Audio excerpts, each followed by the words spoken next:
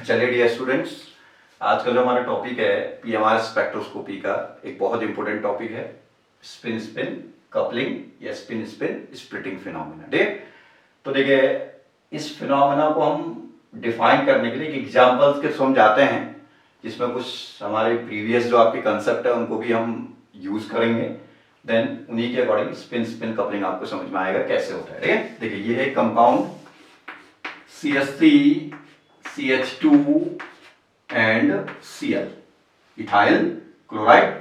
इसमें ये दो प्रोटॉन केमिकली इक्विवेलेंट हैं, ये तीन प्रोटॉन आपस में केमिकली इक्विवेलेंट हैं, तो इनको B से डिनोट कर लेते हैं। तो हमारे पास कितने टाइप के केमिकली इक्विवेलेंट प्रोटॉन है भैया? दो, एक A और एक B। तो इसके पीएमआर स्पेक्ट्रा की हम बात करेंगे तो उसमें कितने सिग्नल हमको अपीयर होंगे? दो। तो ये हो गया हमारा, देखिए ये TMS होता है, tetramethyl silane reference, zero level, delta value ppm में है, ppm में यदि हम लिखते हैं तो आपका इधर को इंक्रीज करेगा। तो देखिए इन दोनों में से कौन से प्रोटॉन का जो सिग्नल है वो हाई केमिकल शिफ्ट या हाई फ्रीक्वेंसी, जो हाई फ्रीक्वेंसी सिग्नल होता है उन्हीं का केमिकल शिफ्ट भी क्या होता है? हाई होता है। कैसे? ये देखिए ये फॉर्मूला होता है ना, डेल्टा इक्वल टू होता है mu S minus mu TMS divided by mu O. ठीक है, ये मेगा हर्ट्ज में होता है और ये दोनों किसमें होते थे? हर्ट्ज में। ठीक है, तो देखिए ये वैल्यू फिक्स होगा, रेफरेंस तो सभी प्रोटॉनों के लिए सेम होगा ना, और ऑपरेटिंग फ्रीक्वेंसी भी एक पर्टिकुलर कंपाउंड के स्पेक्ट्रल डिटर्मिनेशन में आपका सेम होगा। तो ये दोनों कांस्टेंट है, तो म्यू एस मतलब सैंपल मतलब जो गिवन कंपाउंड है आपका, उसके प्रोटॉन का, एक पर्टिकुलर टाइप के प्रोटॉन का रेजोनेंस करने वाला फ्रीक्वेंसी जितना ज्यादा होगा डेल्टा उतना ज्यादा है, क्योंकि ये वाली बढ़ेगी तो ये माइनस ये करेंगे तो ये बड़ा क्वांटिटी आएगा, डिवाइडेड बाय दिस करेंगे तो वो भी आपकी जाएगी बड़ी क्वांटिटी आएगी। ठीक है, तो जिसका रेजोनेंस फ्रीक्वेंसी ज्यादा उसका केमिकल शिफ्ट क्या होगा? ज्यादा। तो हाई केमिकल शिफ्ट किसका मिल रहा है? जो हाई रेजोनेंस फ्रीक्वेंसी का एग्जीक्यूट कर रहा है वही, उसी का आपका केमिकल शिफ्ट भी क्या रहा है? हाई है। तो इन दोनों में से देखो तो भैया ये सारे टॉपिक हम शील्डिंग डीशील्डिंग पहले बता चुके हैं। तो क्लोरीन इलेक्ट्रॉन विड्रॉइंग है, इलेक्ट्रोनेगेटिव है, जो भी कहते हैं, तो इसके क्या है, जो H1 प्रोटॉन है दोनों, इनके रिस्पेक्ट में आपका क्लोरीन क्या करेगा? बहुत ज्यादा इलेक्ट्रॉन विड्रॉइंग टेंडेंसी रखेगा। तो Ha प्रोटॉनों के एनवायरनमेंट में इलेक्ट्रॉन डेंसिटी क्या होगा? कम होगा।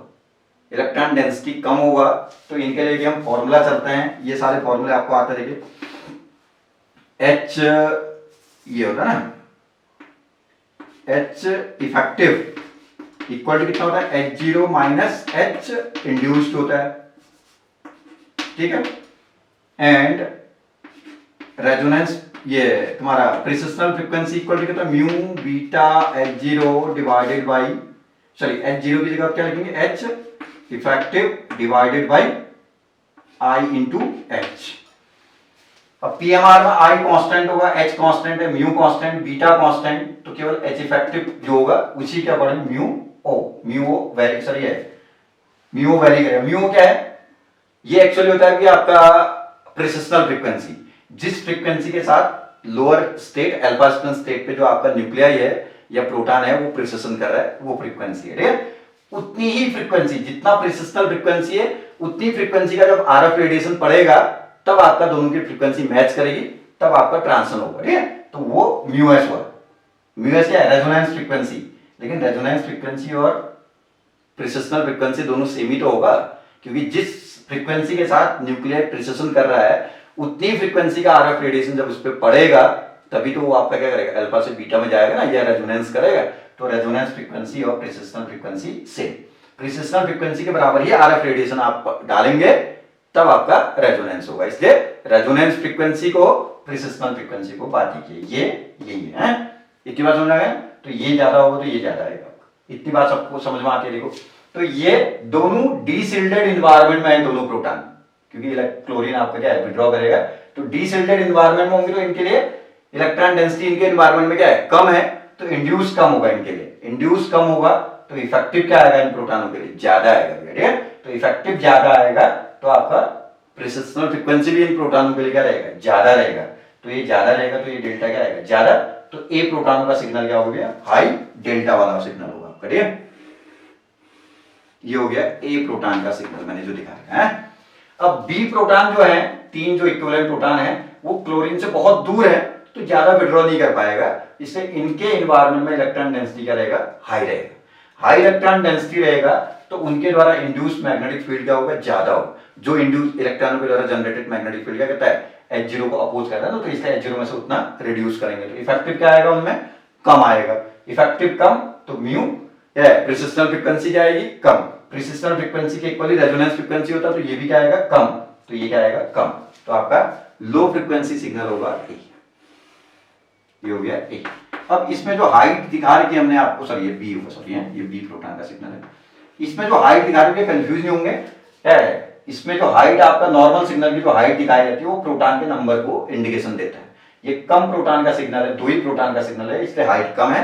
ये तीन प्रोटॉन का सिग्नल है इसलिए इसकी हाइट ज्यादा है, जिसको हम क्या कहते हैं, इंटीग्रेशन ऑफ पीएमआर सिग्नल के थ्रू हम क्या कहते हैं उसको डिटरमाइन कर लेते हैं। तो ये फिलहाल क्या एक रफ हमने क्या कर दिया, इस कंपाउंड का क्या है, नॉन स्प्लिटेड सिग्नल का रिप्रेजेंटेशन दे दिया आपको। ठीक है, अब मेरी बात को जरा ध्यान से सुनिएगा। क्या ये कहता है कि आपका किसी भी पर्टिकुलर टाइप के प्रोटॉन, जैसे मैं He प्रोटॉन की बात कर लेता हूं, ठीक है, He प्रोटॉन का ये सिग्नल आया, किसके अकॉर्डिंग आया, अपने एनवायरनमेंट में जो इलेक्ट्रॉन डेंसिटी था उसके अकॉर्डिंग इंड्यूस्ड आया हुआ, उसके अकॉर्डिंग इफेक्टिव आया, उस इफेक्टिव के अकॉर्डिंग प्रेसिस्टेंट फ्रीक्वेंसी आई, देन क्या है, प्रेसिस्टेंट फ्रीक्वेंसी मतलब रेजोनेंस फ्रीक्वेंसी। ठीक है, उतनी फ्रीक्वेंसी का RF रेडिएशन डालेंगे तो रेजोनेंस होगा, तो रेजोनेंस फ्रीक्वेंसी उसी अकॉर्डिंग डेल्टा है, तब ये सिग्नल है। ठीक है, तो अपने इलेक्ट्रॉनिक एनवायरनमेंट के अकॉर्डिंग जो आपका सिग्नल है वो ये है, ए और बी।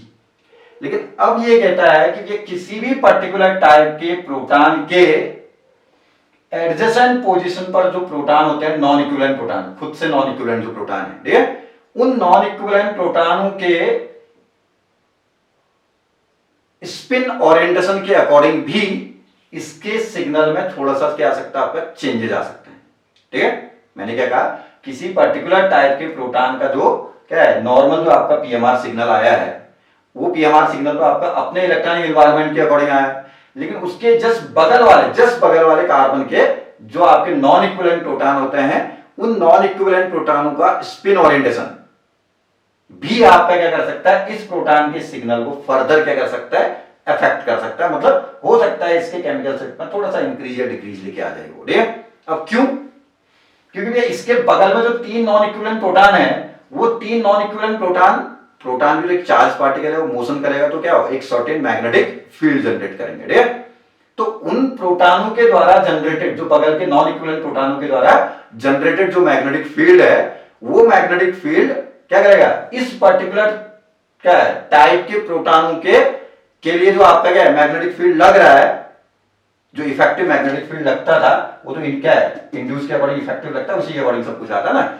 लेकिन इस इफेक्टिव की वैल्यू में आपका क्या कर जाता है, आपका स्मॉल चेंजेस ला सकता है। कहता है, मेरी बात को समझे, मैंने कहा इस प्रोटॉन का सिग्नल आया तो आपका ये आ गया, ठीक हो गया, ये अपने एनवायरनमेंट के इलेक्ट्रॉनिक एनवायरनमेंट के अकॉर्डिंग आया। लेकिन बगल के जो तीन नॉन इक्विवेलेंट प्रोटॉन है वो भी तो एक मैग्नेट की तरह बिहेव करते हैं, वो भी तो चार्ज पार्टिकल है ना, तो उनके द्वारा जो जनरेटेड मैग्नेटिक फील्ड होगा, वो मैग्नेटिक फील्ड क्या होगा, इस कंपाउंड के लिए आपने सपोज आपने एक सर्टेन H0 लगा रखा था, तो H0 के अकॉर्डिंग एक सर्टेन इलेक्ट्रॉनिक एनवायरनमेंट ने इंड्यूस किया तो इफेक्टिव आया, जो भी आया उसके अकॉर्डिंग केमिकल शिफ्ट आ गया।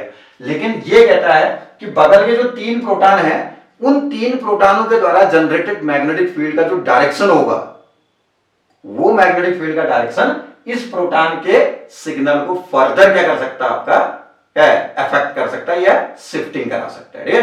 तो तभी आपका इसके सिग्नल में फर्दर क्या आती है, स्प्लिटिंग आ जाएगी। सिमिलरली इस तीन प्रोटॉन का सिग्नल ये था जब इलेक्ट्रॉनिक एनवायरनमेंट के अकॉर्डिंग चेक किए।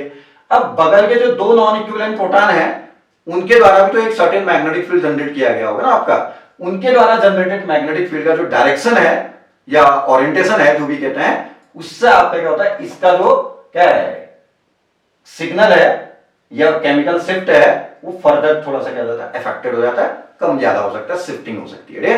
तो वो कहलाता है स्पिन स्पिन कपलिंग। सेंटेंस सुनिएगा, किसी पर्टिकुलर टाइप के प्रोटॉन का सिग्नल स्प्लिट करने का phenomena according to the spin orientation of the non equivalent proton present at the adjacent position.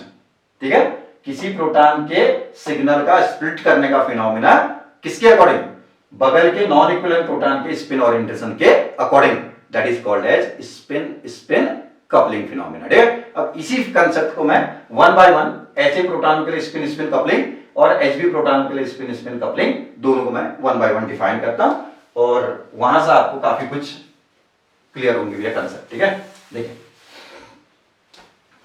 पहले हम आते देखिए स्पिन या splitting of the signal of H A proton. ठीक है, एच ए प्रोटॉनों के सिग्नल का स्प्लिटिंग दिखाते हैं। एच ए प्रोटॉन का सिग्नल क्या था, ये था नॉर्मल सिग्नल। ये सिग्नल किसके अकॉर्डिंग होता है, अपने एनवायरनमेंट के इलेक्ट्रॉन डेंसिटी के अकॉर्डिंग होता है, वो हम पहले डिस्कस कर चुके हैं। इंड्यूस से इफेक्टिव, ये यहां से केमिकल शिफ्ट। ठीक है, अब ये कहते हैं कि बगल में कितने प्रोटॉन है इसके, 3।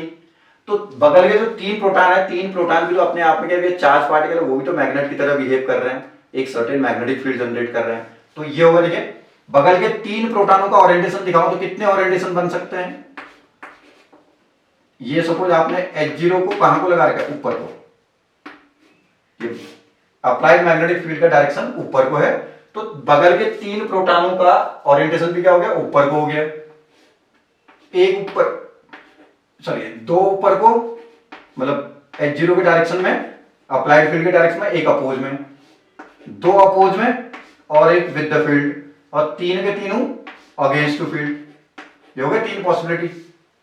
मेरी बात समझे ना, ये 4 पॉसिबिलिटी हो गई। ठीक है, तो आपका क्या है, ये कहते हैं कि एच ए प्रोटॉन का सिग्नल स्प्लिट करना है तो बगल के प्रोटॉन का स्पिन ओरिएंटेशन देखो।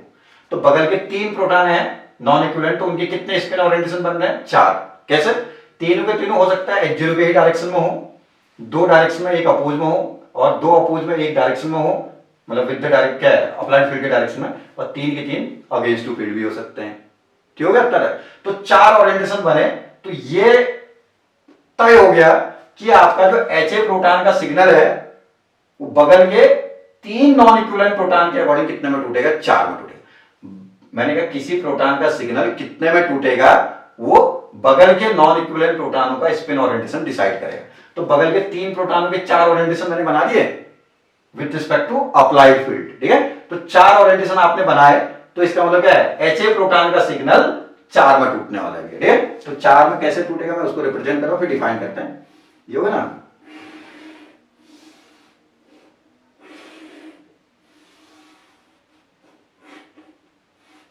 ये हो गया, ये 4 में टूट गया भी आपका सिग्नल। इतना तक बात समझ में आ गई ना। तो ये सिग्नल 4 में टूटा, तो ये रेशियो है 1 3 3 1। ठीक हो गया, अभी उसको डिस्कस करते हैं।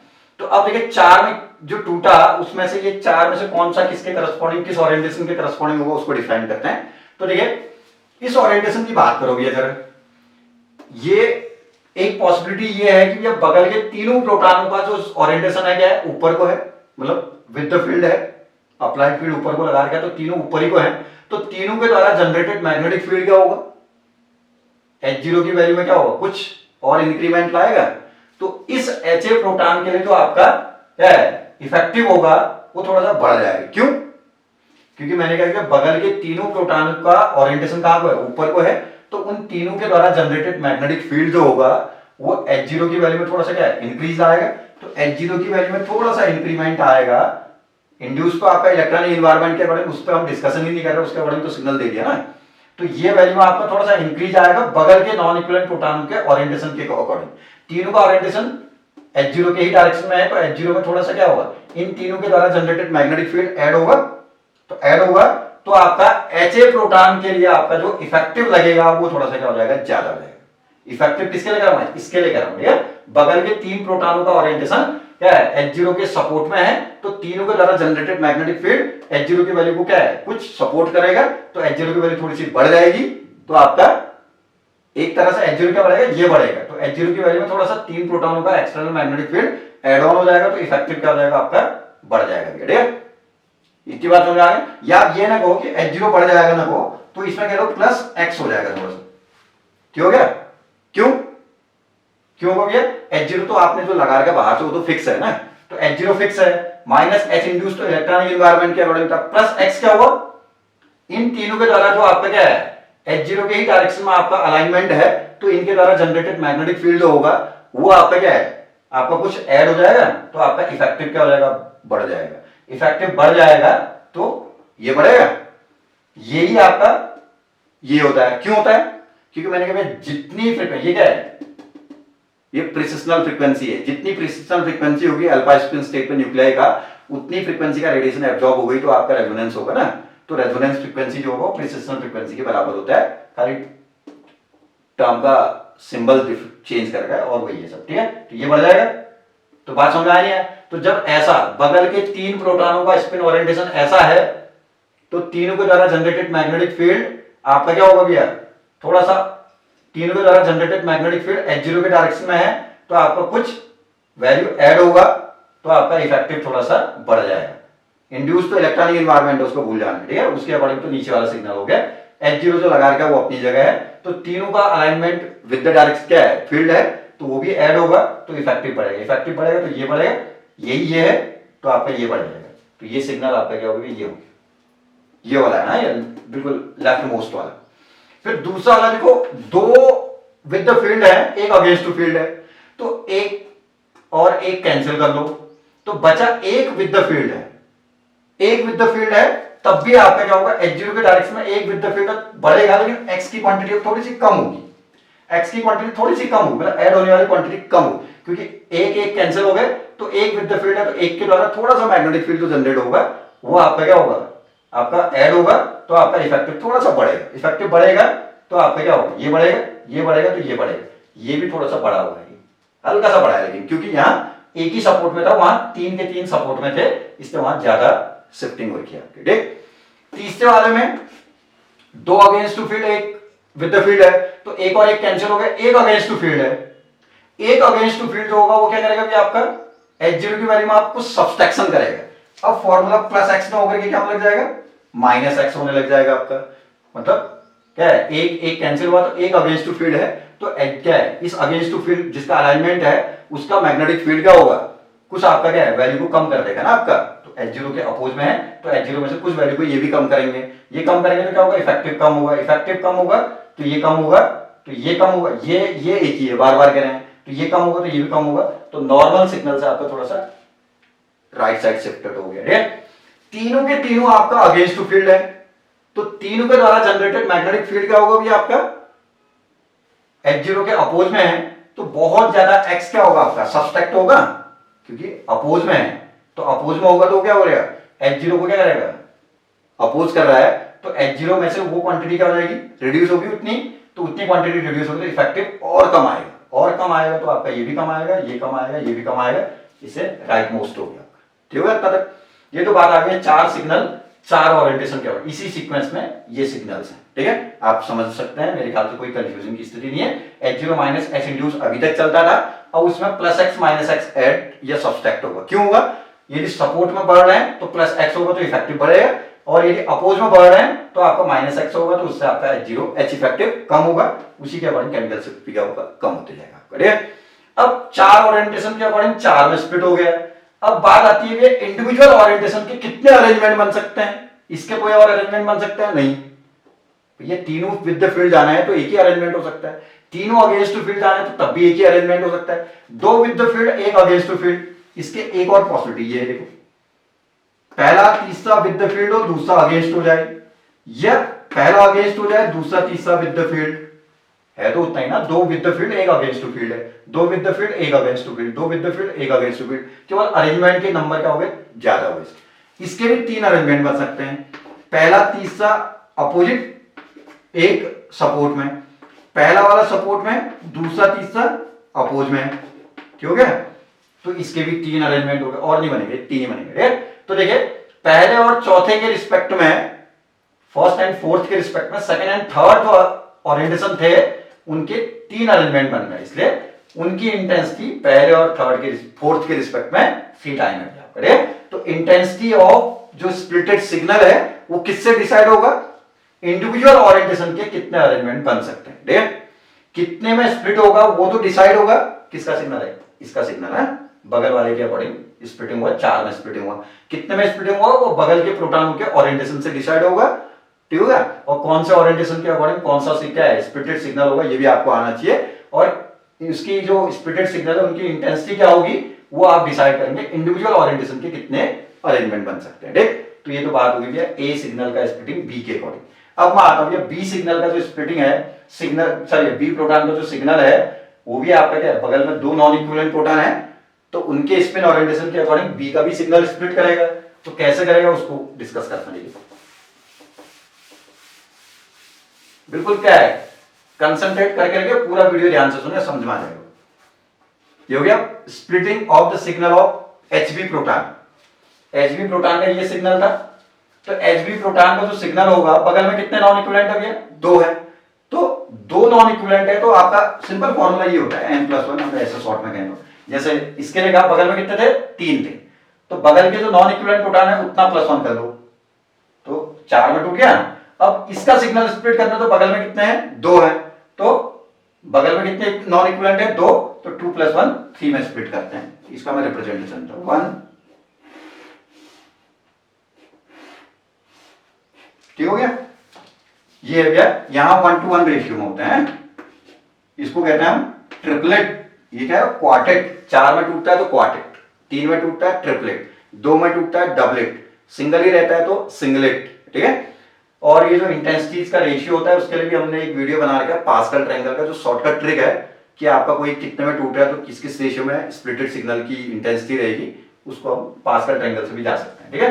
देन देखिए यहां पे देखिए एचबी प्रोटॉन का सिग्नल स्प्लिट करना है, तो बगल में कितने नॉन इक्विवेलेंट है, 2, तो 2 नॉन इक्विवेलेंट प्रोटॉन की कितने ओरिएंटेशन बना सकते हो, ये 3, ये हो गए, ये तो हो गए 3। ये H0 कहां को लगा रखा है, ऊपर को, ये तो हो गया। तो एचबी प्रोटॉन के बगल में जो 2 नॉन इक्विवेलेंट प्रोटॉन है वो भी तो आपका चार्ज पार्टिकल है, बार बार कह रहे हैं, वो भी मैग्नेटिक फील्ड जनरेट करेंगे, लेकिन उन दोनों प्रोटॉन का ओरिएंटेशन क्या है, ये अलाइनमेंट यदि आपका अप्लाइड फील्ड के डायरेक्शन में है तो उनके द्वारा जनरेटेड मैग्नेटिक फील्ड क्या होगा, थोड़ा सा इसकी वैल्यू क्या है, वैल्यू में कुछ वैल्यू को और क्या करेगा, ऐड कर देगा, ठीक है। तो आपका एचबी प्रोटॉन के लिए जो इफेक्टिव मैग्नेटिक फील्ड लगेगा वो थोड़ा सा क्या ज्यादा लगेगा, समझे मेरी बात को।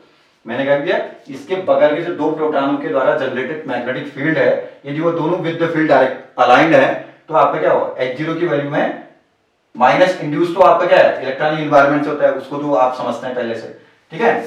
तो अब मैं कह रहा हूं कि आपका क्या है, जो बगल के 2 नॉन इक्विवेलेंट प्रोटॉन है वो दोनों विद द फील्ड अलाइंड है, तो उनके द्वारा जनरेटेड मैग्नेटिक फील्ड क्या होगा, H0 की वैल्यू में थोड़ा सा और ऐड करेगा, तो +x ऐड हो गया।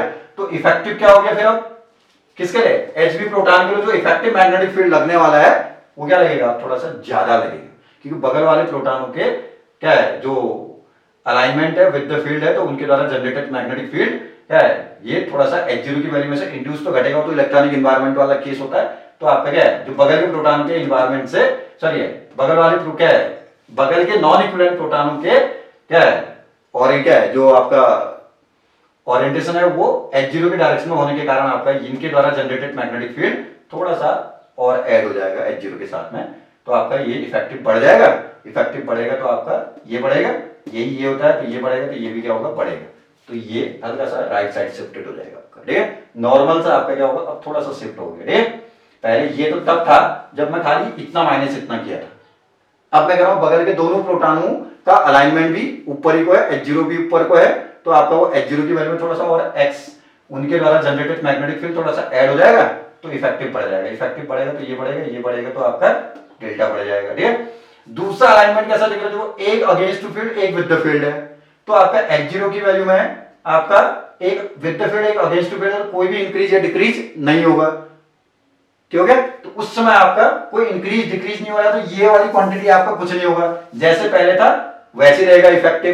इफेक्टिव वैसे ही रहेगा, तो आपका ये भी वही रहेगा, ये भी पहले जैसा रहेगा, तो इससे नॉर्मल सिग्नल के जस्ट ऊपर में, क्योंकि उसमें आपका क्या है, इफेक्टिव में कोई चेंज नहीं आ रहा, ना घट रहा है इफेक्टिव ना बढ़ रहा है, तो आपका ये भी वही रहेगा, तो ये भी वही रहेगा आपका, इतना है ना।